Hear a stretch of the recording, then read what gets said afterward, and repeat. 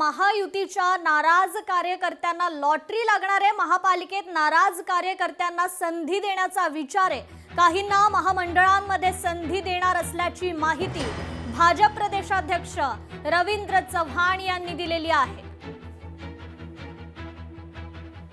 युती किंवा महायुतीच्या संदर्भात निर्णय होतो त्या ठिकाणी त्या सर्वांवरती अन्याय होतो, ही वस्तुस्थिती खरी आहे। परंतु मी आणि आमची संघटनात्मक सर्व पदाधिकारी त्यांची समजूत घालण्याचा प्रयत्न करतात।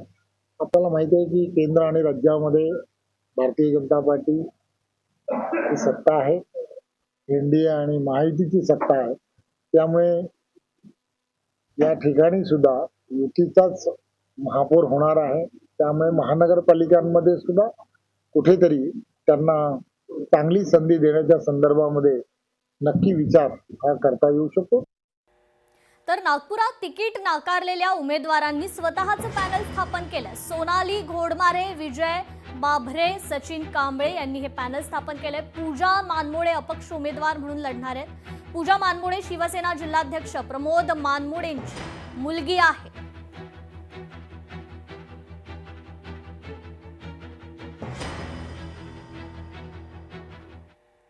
तर सांगलीत ईश्वरपूर नगराध्यक्षांनी पदभार स्वीकारलाय। शरद पवारांचे राष्ट्रवादीचे नगराध्यक्ष आनंदराव मलगुडे यांनी हा पदभार स्वीकारलेला आहे। जयंत पाटलांच्या उपस्थितीत पदग्रहण सोहळा पार पडला।